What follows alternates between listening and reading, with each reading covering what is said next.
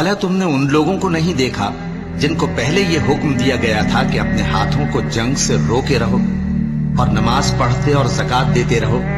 پھر جب ان پر جہاد فرض کر دیا گیا تو بعض لوگ ان میں سے لوگوں سے یوں ڈرنے لگے جیسے اللہ سے ڈرا کرتے ہیں، بلکہ اس سے بھی زیادہ، اور کہنے لگے کہ اے اللہ، تو نے ہم پر جہاد جلد کیوں فرض کر دیا؟ تھوڑی مدت اور ہمیں کیوں مہلت نہ دی؟ اے پیغمبر، ان سے کہہ دو کہ دنیا کا فائدہ بہت تھوڑا ہے اور بہت اچھی چیز تو پرہیزگار کے لیے نجات آخرت ہے، اور تم پر دھاگے برابر بھی ظلم نہیں کیا جائے گا۔ اے جہاد سے ڈرنے والو، تم کہیں رہو، موت تو تمہیں آ کر رہے گی، خواہ مضبوط قلعوں میں رہو۔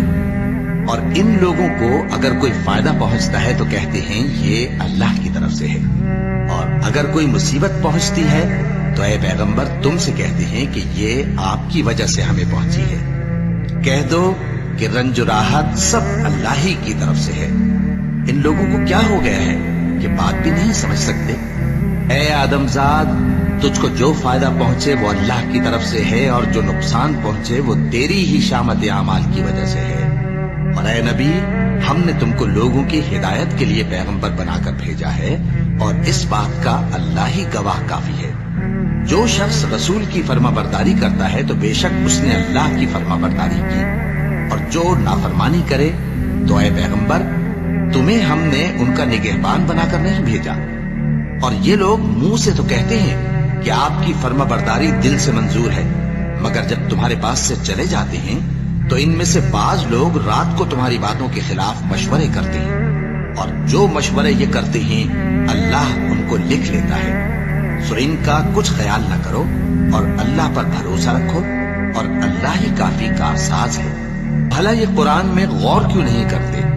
اگر یہ اللہ کے سوا کسی اور کا کلام ہوتا تو اس میں وہ بہت سا اختلاف پاتے، اور جب ان کے پاس امن یا خوف کی کوئی خبر پہنچتی ہے تو اسے مشہور کر دیتی ہیں، حالانکہ اگر اس کو پیغمبر اور اپنے ذمہ داروں کے پاس پہنچاتے تو تحقیق کرنے والے اس کی تحقیق کر لیتے، اور اگر تم پر اللہ کا فضل اور اس کی مہربانی نہ ہوتی تو چند آدمیوں کے سوا تم سب شیطان کے پیرو ہو جاتے۔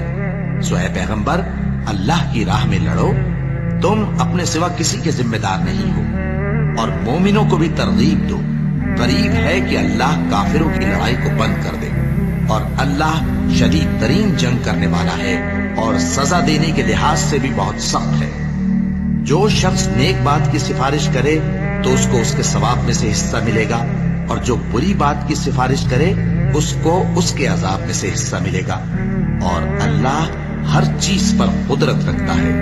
اور جب تم کو کوئی دعا دے تو جواب میں تم اس سے بہتر کلمے سے اسے دعا دو، یا انہی لفظوں سے دعا دو، بے شک اللہ ہر چیز کا حساب لینے والا ہے۔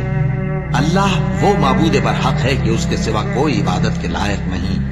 وہ قیامت کے دن تم سب کو ضرور جمع کرے گا، اور اللہ سے بڑھ کر بات کا سچا کون ہوگا؟